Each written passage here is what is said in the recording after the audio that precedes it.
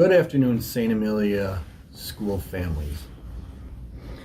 Sarah Desson, actress, once said, "Home wasn't a set house or a single town on a map. It was wherever the people who loved you were, wherever you were together. Not a place, but a moment, and then another and another, building on each other like bricks to create a solid shelter to take you wherever you needed to go for your entire life." Each member of our St. Amelia school family is one of those bricks that, when working together, create a solid structure during these difficult times, because together we are St. Amelia strong. This afternoon I wanted to take a few moments and update you on some changes that have occurred over the last few days as we prepare for the start of school on this coming Wednesday. Supply drop-off is this Tuesday from 1 p.m. to 6 p.m. A reminder that we are asking one parent only to come in to drop off the supplies at the student's homeroom. Children are not permitted at supply drop-off. Additionally, we ask that you do not decorate any of the student lockers this year. For the remote students, it will be a supply pickup as opposed to a supply drop-off. Please report to your child's homeroom to pick up the items you will need for the remote instruction or remote learning that will occur. Students that are learning remotely will also have the opportunity to receive lunches on Monday for the entire week. Mr. Joe has more information on that program.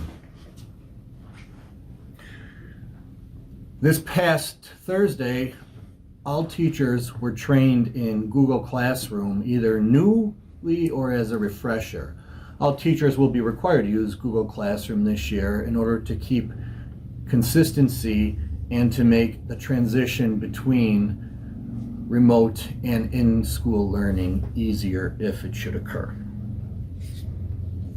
Prior to the first day of school, a screening form will be sent home. We are asking all families to create the screening form before school on Wednesday, September the 9th. No student will be permitted into the building without that form on file in the office. This is to ensure that no one is allowed into the school in the event they should be quarantining at home. Some families have requested an arrival map. I will be emailing out a color-coded map. I apologize in advance for the artistic inability of me when I created the map, but it is the best I can do and it does serve the purpose.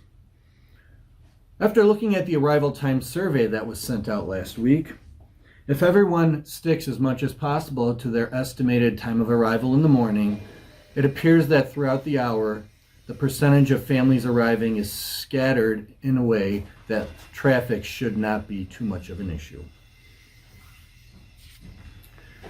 During our first few days of school, our two main focuses will be on policies and procedures for the students as they come into the building and learn all of the new things that must happen as they walk the halls, enter the classrooms, etc. But also on the social emotional health of our students. We know this is going to be an anxious time for the children. They may be excited, they may be nervous, they may be scared. We will have our social worker as well as our school counselor on site to assist. In addition to the map I am sending out regarding arrival, I will be sending out 2 letters from our Catholic Charity social worker, Ms. Tori Spada. Please take the time to read those.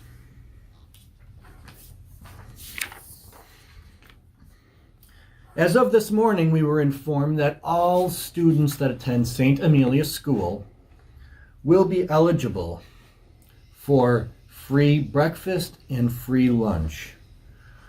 This program will be in effect till December the 31st, perhaps sooner if the funds run out. We will keep you posted on the status of the program by the end of each month.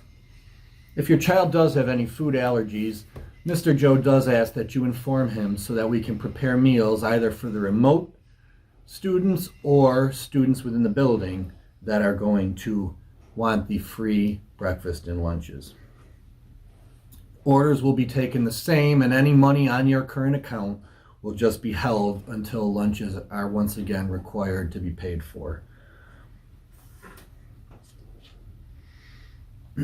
All students entering the building starting on Thursday, September 10th will receive a free breakfast kit to take to their classroom to consume.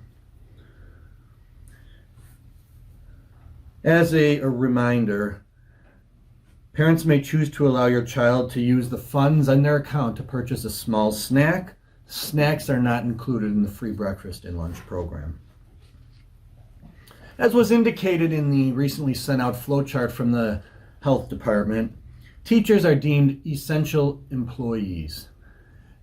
What that means is, in the event a child is tested positive for COVID in a classroom, as long as the teacher is able to pass the temperature check and all other requirements per the flowchart sent out to you, they are permitted to be in the building and continue teaching the children.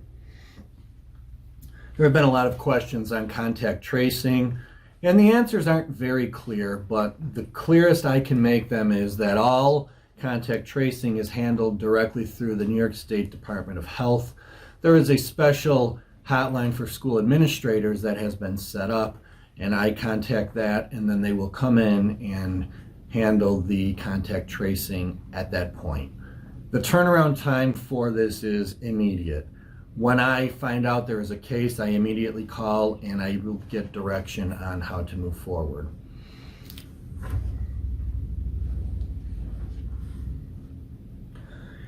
Personal protective equipment in the building all has been obtained at this point.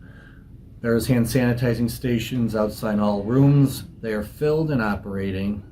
There is also sanitary disinfecting wipes in all classrooms, gloves in all classrooms, contactless thermometers in all classrooms. All partitions, as well as extra partitions, are on site and installed, and we are in very good shape for school on Wednesday.